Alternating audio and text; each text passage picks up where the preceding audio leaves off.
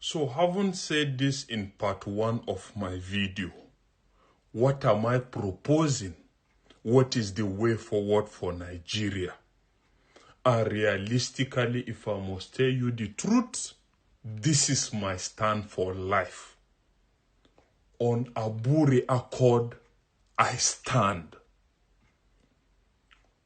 On the ideology of Ojukwu, I stand. On the initial ideology of Mazi Nnamdi Kanu, I stand, which is regionalism. And sincerely, I want this to get to the president. President Bola Ahmed Tinubu, I am begging you in the name of God. I am begging you in the name of God. Regionalize this country. You know more than I do. You have seen more than I have seen. And you quite know that there is no way forward politically in all aspects in regards the way forward to Nigeria's problem. You know all these things. I am begging you in the name of God. Use these last days you have, having the likes of them Akpabio that answers to your call in any means possible. Regionalize this country. That is my advocacy. But take it or leave it, whether you take it on this note or not. I pray that the atmosphere becomes so tense that at the end of the day, the ADC stand their ground, and at the end of the day, whether you are the president or not, you will see the need to sponsor or buy into the ideology of regionalizing this country. Sincerely speaking, I am telling you, and that is my advocacy. Because let's look at it. Regionalizing this country is going to address the fundamental problems that affect this nation. Sincerely speaking, what are the fundamental problems? The fundamental problems is a contradiction of different ideologies coming in play. And the fact is, you are equally going to save a lot of people the stress and this unnecessary rivalry between the Yoruba man, between the Hausa man, between the Igbo man, and between even the Niger Deltans and the Middle Belterners. You are going to save everybody the stress, in the sense that when you regionalize it, you don't need to tamper with the concept of the constitution that talks about Nigeria will remain one undivided entity. Yes, but the fact is that doesn't rule out the fact that the system under which the one Nigeria can be operated will not matter. It will remain one Nigeria, but the fact is the modus operandi will change. And that is the reality. You will save everybody the problem of a Yoruba man seeing a Hausa man as the problem, the Hausa man seeing an Igbo man as the problem. And you will save the lives of us the stress of coming to condemn somebody that is calling for placing a bounty on the head of somebody to unalive him because that is what his ideology believes in. That will be their problem. And in regards to this, now we begin to talk about the concept of national security. What will happen to national security? National security, simple fact is the fact that the national defense will remain, and it will only come in when things affect national security and is beyond the controls of this region. That is to say that, take it or leave it, the military is doing more of policing job as a result of the failure of some of these governors than the realistic and the constitutional mandates of them ensuring and protecting the sovereignty of the nation. So you can allow that to remain, and they can only be called upon only when it's perceived to be a situation where it's beyond the control of the region. And I'm telling you, this will even promote a situation of more patriotism among the citizens. More patriotism, because every person will want to protect his region. And apart from that, are we forgetting the fact that it's going to be a system based on the fact that let every other region, let every other motherfucking region works and contributes to the center. And what you get from the center is as a result of your contribution to the center. And that is the reality. Take it or leave it. I know gradually you are trying to establish some of these things. But the fact is, you have to take a grand stand. Take a grand stand in regards to this. You are the Jagaban. Take it or leave it. You have made your name and you are always going to remain in the history book of the Yorubas. In regards somebody, I don't want to take you in this regards of your technicalities or you not winning or whatever. That is the reality of the federation at the moment, and the situation is what has given birth to all these things. Allah, I am begging you, in the name of God, regionalize this person. Separate the corn from the chaff. And most importantly, let it be arrived on the basis of referendum. Referendum in the sense that North cannot go as North on its own. You have to bring out middle belt. Because when you bring out middle belt now, you are going to see the distinct difference between a middle belterner and a typical northerner. I am telling you, they are the worst victim in all these things you are seeing happening. Sincerely speaking, Allah, let's tell ourselves the truth. The middle belterners, the minority middle belterners are the worst victim in regards all these things happening. So I am begging you, whatever it is. But if my beg doesn't appeal to you, I believe a lot of conscious minds are waking up. And at the end of the day, we can't continue to remain as this. The fact is, we'll be one Nigeria, but the fact is, everybody will now be accountable, will now find more patriotism in the fact that these are my people and this is what I need to do. And it's going to cut a lot of expenses in regards all this unnecessary politicking. At the end of the day, when you bring in person, you sabotage him and you actually, at the end of the day, you push him as somebody not good. Tinubu, I am begging you, Allah, on Aburi Accord I stand, on Ojuku's mandate I stand, on Mazi Nnamdi Kanu I stand, and after this, even releasing Mazi Nnamdi Kanu actually means nothing, sincerely, if these issues are addressed, because there won't be any need for agitation.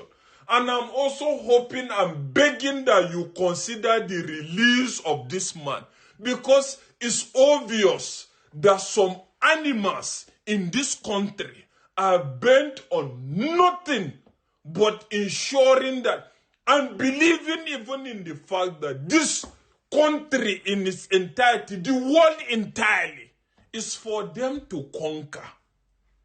Save yourself the stress, save lives.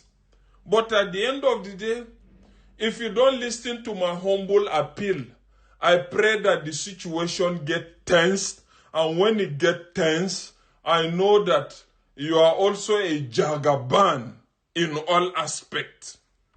Take it or leave it. As far as I'm concerned, You are a military person in civilian clothes. And that is what I tag you. So I am begging you in the name of God, regionalize this country and address this madness. That is what a lot of other countries are actually also doing. And this is natural phenomena that is not exceptional to Nigerians. And what is the fear? The Odudua is actually strong on its own at the moment. So help other people that may be victim of this madness. In our land, do you see how foolish you are? So you don't know, by detaining somebody who is agitating for your freedom, you are helping the Fulani to advance into your village and take it over. Look at Jos, what is happening in the Middle Belt. You had a living testimony. How Nigeria's problem started with the coup that overthrew Jonah Jan, people talking. These are the so-called elders, people lying. He never knew that Gowon should have insisted on the implementation of Aburi. Aburi is the same restructuring that clamoring for today, you know. The same restructuring. Every idiot now is, let's restructure, let's have a dialogue. All that rubbish. Imagine 193 million people begging 7 million people to have a dialogue. Have you seen anything more stupid in your life before? 193 million people begging 7 million people, please, can we have a dialogue? I have never seen such idiocy only in Africa. That was why only 5,000 Europeans conquered the whole of Africa. We are foolish to the bone marrow. Jonah Jang, a former Plateau State governor, the same Plateau that is being ravaged today, they were the ones that fought the war against Biafra. They knew that Ojukwu went to Aburi to negotiate for restructuring, for regionalization. The same thing that you have in England. But England said, UK said no. I don't understand it. The same thing. Gowon came back and was overthrown. Now he's saying that it was the overthrow of Gowon when they were being lied to. When that's the thing about our people, very, very envious. People are very, very individualistic and selfish. Envious. And Ojukwu went to Aburi to negotiate the restore after 50 years. After 50 years, the same thing that Ojukwu saw, the same thing that Ojukwu fought for is what they are now. Everybody's now clamoring and fighting for it. Now you understand, don't you? That we are always right. When we refuse to vote for Buhari, we are right. We knew him. The thing these days that I'm happy about is that our Yoruba brothers now understand that we are measured in our thinking. When we say no to something, that thing, there is evil in it. Now, they are going to use Tinubu to try to deceive them once again. They will bring out Tinubu. They'll be talking, but as I said, I trust this very set. It's not like the ones who have gone before. These are young, vibrant men and women. Dudua movement. And they're not going back anymore. That's what I'm about. And they have hoisted their flag in Yaba. Did anybody shoot at them? Did the Lagos State governor come out as Umahi will foolishly do, idiots? No sit at home here. There should be no sit at people have. I am asking Umahi, are you richer than Lagos State? Do you know that the Yoruba Oduduwa flag was flying in Yaba? Did Sanwo-Olu come out to say, oh, who are those? Arrest them. My friend is the commandant of Ojo Cantonment. Go and shoot them. If he's any stupid, hopeless Igbo governor, useless to the bone, you hopeless, go and shoot them. Because you're trying to please your Fulani master. So they can give you presidency. But they're not going anywhere. Let them come and campaign now for presidency. Let's see. That time they will know how angry we are. They think they are smart. Look, people are angry. In Ebonyi State, Fulani headsmen are slaughtering people. I want some people to Google it tonight and post it. Those listening on my page on Facebook, go and Google it and post the link. Dave Umahi opened his mouth and said, they are raping our mothers and killing them in Ebonyi State. It is there. It was carried by Punch newspaper. Go and look for it. We said, we are fed up of Fulani killing us in Ebonyi State. The same government came out and said, oh, there should be no sit at home. There is no problem here. because he wants to contest for presidency. Because of your presidency, our mothers should be killed and raped in the farm. Because of the money you took from his Islamic bank to build 1 or 2 flyovers, you think because of that rubbish, we then sacrifice our lives. The same idiotic move made by Fulani peasants. And today, Gobe is named Sokoto, is gone. You think you're smart? They know nothing. These people, they know nothing. These people are lying. You see that said, the said, we are elders. They are liars and deceivers. They are liars and deceivers. Somebody should go and ask, go on. Who is responsible for the mess now happening in the zoo? Is it not you? Go on. Nobody. You have journalists, seasoned journalists emeritus. And I'm asking them, why have you not been to go and ask go on? Why did you not honor Aburi Accord? Why don't you ask all of them agitating today for one national dialogue or the other, or for constitutional review? Ask them, what happened when Ojukwu went to Aburi? That you came and you are lying that Ojukwu seceded. Liars and deceivers. Liars, and now their shame has caught up with them. They no longer know how to hide their shame anymore. They are now looking for excuses. The same middle belt has been ravaged, where people are being killed. In southern Kaduna, they are being slaughtered. In the same southern Kaduna, they have their sons and their daughters in the army, fighting those who are fighting for their freedom. How foolish can black people be, I ask? The same thing goes for those who are working in the courts in Biafra land. You want to jail somebody who is fighting for you. The problem of Nigeria today is go on. Go on is the problem. He may say that the British forced him. Go on he was the head of, go on is the problem of Nigeria. That is why I said, I'm praying. I am praying every day. And he knows that God is no longer listening to his prayers because he comes from Plateau State. In Benue, Plateau is now the epicenter of Fulani banditry and terrorism as punishment, because if you touch the anointed of God, God will always pay you back. All the terrorism ravaging the north is as a result of what they did in our land. And if I say to them, the reason why all these Fulani terror groups are now killing the army and the police in the north is because of Operation Python Dance, they won't believe it. But that is the reason why. They will kill all of them, and they'll keep killing them. And today, Plateau, people of Birom today, there is no Birom man or woman who can claim to be a local government chairman. It's because of go on. Go on is the problem. Go on went to Ghana, discussed with Ojukwu how things are going to be. He came back and he reneged, and he had the temerity to come out and say that Ojukwu seceded. And those, let me catch a journalist again, write that nonsense that Ojukwu went to war, or Biafra seceded. I'm just waiting to read from one idiot. Then I'll disgrace the fool. Idiots everywhere in the zoo. That's why I call them zoo animals. They claim they went to school. And I have said they should knock down, they should bulldoze every university in the zoo. It is useless. What they train are idiots. As you're coming out of the zoo as a graduate and you go and do that, you're useless NYSC, you become a very foolish idiot, an animal for the rest of your life, because you can no longer reason. 193 million people. Have you heard of such? Do the mathematics. 193 million people begging 7 million people to please help us make our lives more tolerable. In front of your eyes, before your two naked eyes, they shut down 4 refineries and gave their own person, another Fulani man, license to go and build a refinery. In your own eyes, every day you wake up and you talk about one Nigeria. Are you not foolish? Are you not hopeless? Are you not idiotic?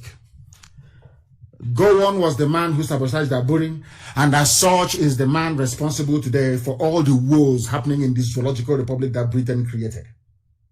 The British imperialistic tendencies that scuttled the beautiful Aburi Accord is the reason why all of you are in a mess. Is the reason why you are dying in the Middle Belt. Is the reason why there are Fulanis camped in your villages right now. Is the reason for the rise of Mieti Allah. Gowon is the one responsible for it. And everybody fell hook, line, and sinker for the British BBC propaganda against Biafra and Ojukwu. All of you fell for it. The same way that they are carrying their propaganda against me and IPOB. But only this time that we are formidable. If you give us one, we give you 100. That is why they are afraid of us. Bring it on. I don't care who you are. If you like CNN, let them do any documentary about us. And they know who we are. Even Facebook has gone on to close our a community of 1.5 million people. It doesn't matter how they conspire. Now we have our own platform. Now, as I'm speaking, the whole world is listening to me. They can no longer stifle us. They can no longer cage us. They can no longer censor what we say or what we are thinking. Now, the field is level. And they will get it. They will get it. People are now waking up to the reality that Fulani demonic plans for all of you ignorant fools shouting one Nigeria is very obvious. Once you shout one Nigeria, you are a complete bastard. You are an animal. I'm telling you the truth.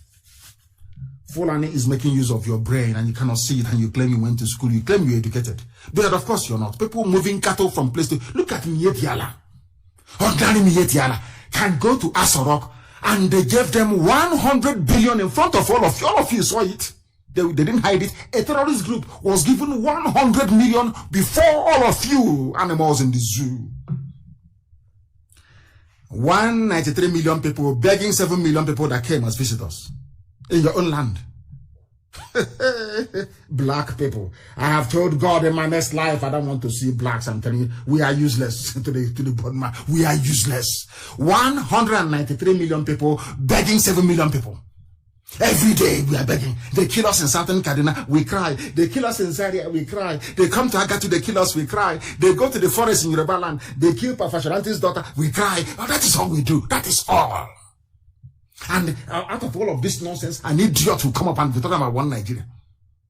It's even now, even a House of Reps member. Oh God in heaven, put me out of this misery and this UG. Black people, they drive me mad. Black people, the way they reason, they drive me insane. Why did you create black people? How can you create people who cannot reason? I don't understand it. Water bill is a northern agenda to tighten the noose on the south. Listen, somebody who went into the House of Reps and took an oath to be loyal to Nigeria. A member of the House of Representatives representing Ughelli North and the South and the federal constituency in the House of Honorable Francis Waive has described the water resources bill, the Fulani water resources bill, as a northern agenda, which is, when they say northern, it means Fulani. Forget all that northern crap. After all, it is the same north that they are killing people in Kaduna. The same north that are killing Christians in Zaria. These are Hausa Christians. In the same north, in Birom, they are killing people in Plateau, killing TV people, killing everybody. They're killing your north. Northern agenda. It is a Fulani agenda. It's a northern agenda to tighten the noose on the south.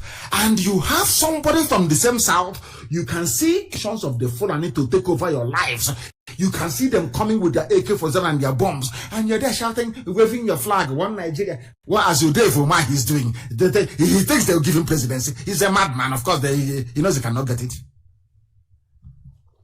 Can you see it? Can he now? This is what they do. They convince you to be against yourselves. And I have asked go and ask, okay, Zibazo, all these murderers that you have answering governors, Obiano, these are people that killed their own fellow brothers and sisters fighting for their freedom. Let me ask you, have you not heard of Oduduwa freedom and agitation? Have you not heard about it? Did you not see the flag all over the place, Yoruba flag? Has anyone killed them or burnt the flags? Is only you idiots, only you fools, the fools. Every blessed day, after this, IPOB did you this, IPOB did. Can you now understand it? And let me tell you, there's something people haven't noticed as well. Look at Sahara reporters, look at all the Yoruba papers, Punch newspaper, all of them reporting Oduduwa agitation. Has any of them called them secessionists? No. But if it is an Igbo journalist now, once he writes, or Biafran journalist and submits his Yoruba editor of him, come on, go and change that, put secessionists there. But now, their own people are agitating to be free. Nobody's calling them secessionists.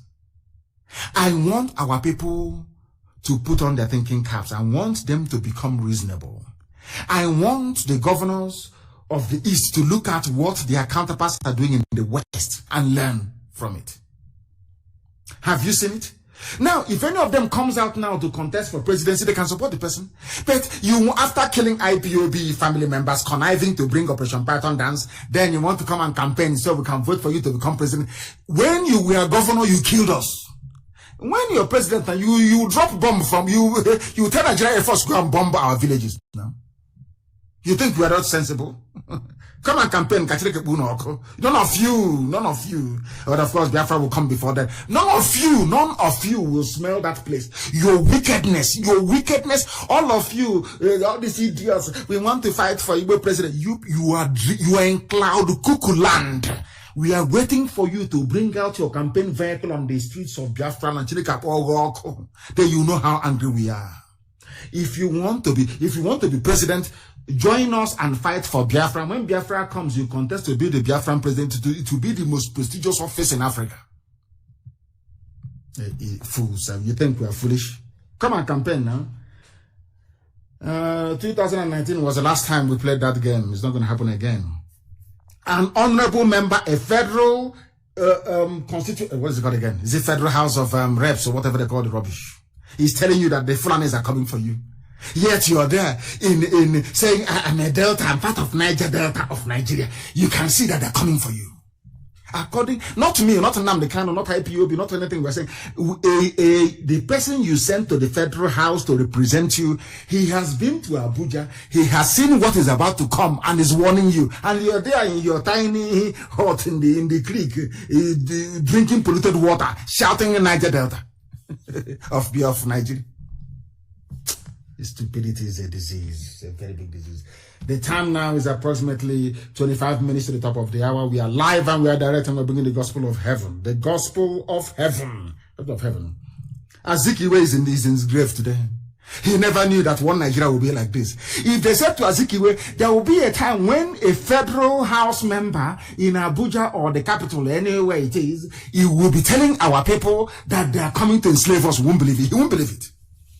But he was there, Zeke was doing Zeke of Africa, Zeke of Nigeria, one Nigeria. But now, look, hear what a politician is telling you, that they are coming for you. They're bringing Ruga, bringing everything, arming Miyeti, using the police and the army to advance Fulani terrorism into your homes and villages. They have bribed Facebook. They have bribed everybody. They have bribed everybody bribable to suppress the truth. Because of course, from Bill Gates' perspective, any death in Nigeria is a plus for the world because there are 200 million. So in fact, I even believe that the ones encouraging Fulani terrorism. So to keep the numbers down. I'm being honest with you.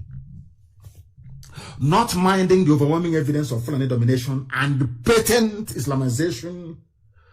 Some Yoruba people have not learned from the experience of their loss of a Lorin to the Fulani. Some so-called Yoruba are against the Oduduwa Republic. I'm talking about those who are against the Oduduwa Republic.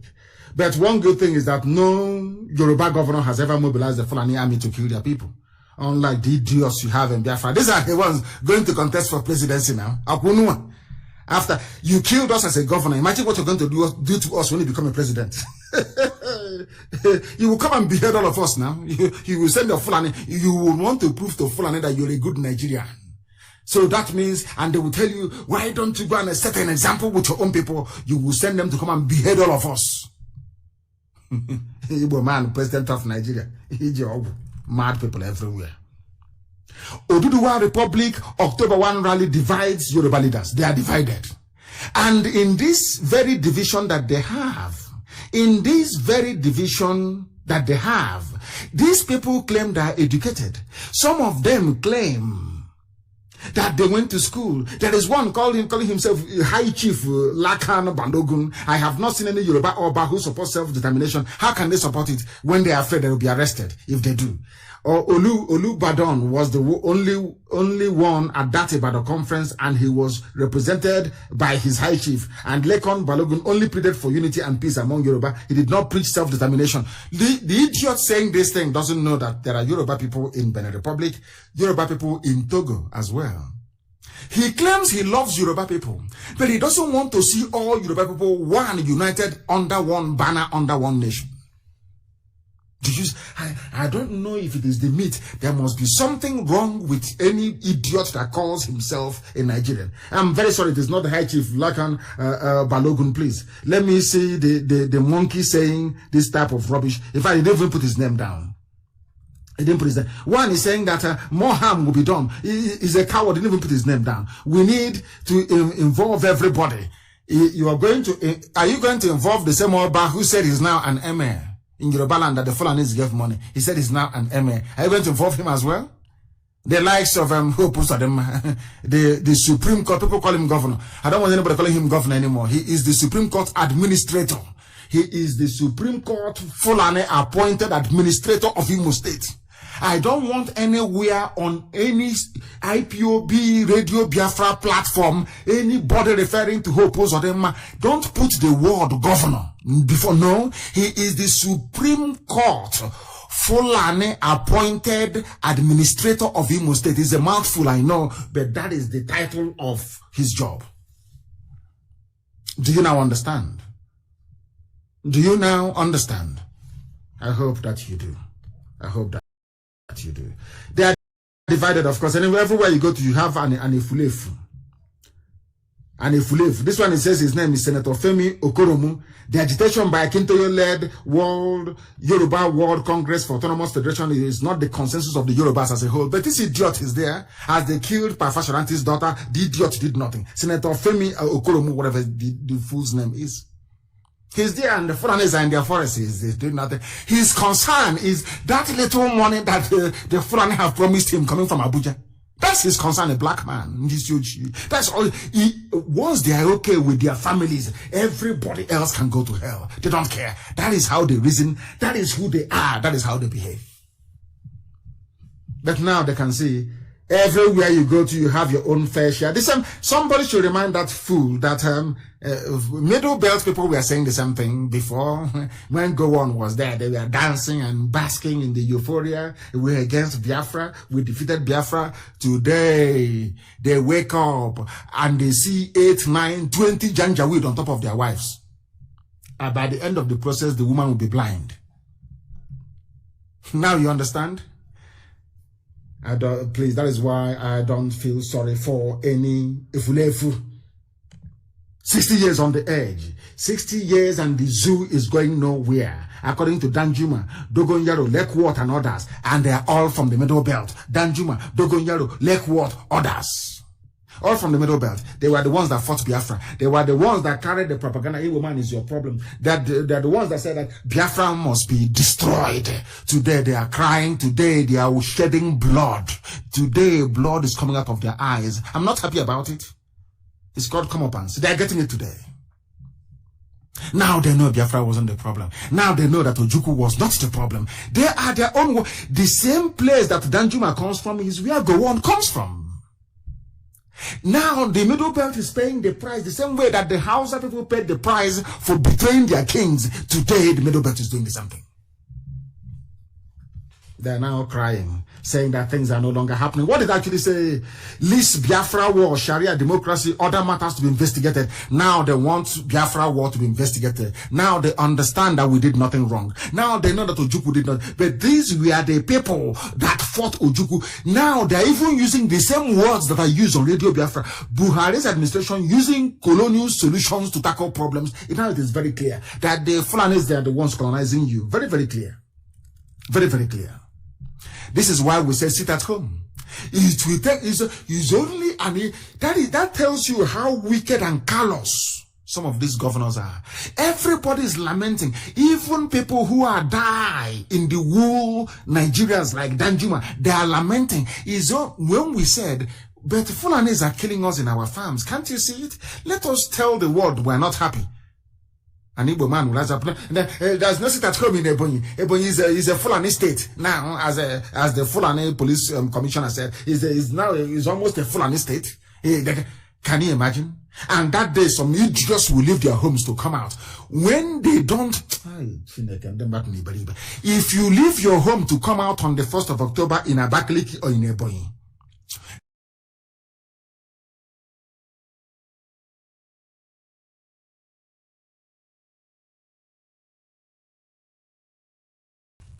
With the current state of Nigeria, economic hardship, pervasive insecurity, deepening ethnic suspicions, and a centralized system buckling under its own weight, a northern media personality named Simon K has dropped a video that is sending shock waves across the country.